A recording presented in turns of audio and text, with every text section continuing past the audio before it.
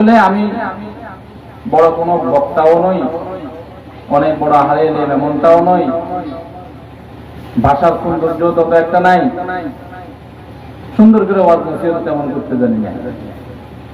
আমরা মাদ্রাসায় পড়াই, টুকটাক দু চার কলম তালেব ইলমরা আছে, এদের সাথে থাকি, আর ওইভাবে কথা বলাটা পছন্দ করি।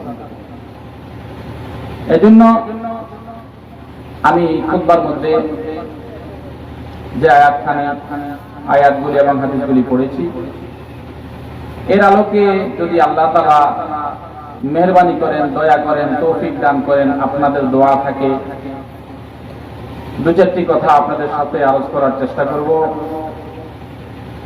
আমার ওস্তাদ মুহতারাম মাদারীপুর হুজুর দামাত বারাকাতুহুল আলিয়া আমাদেরকে বলতেন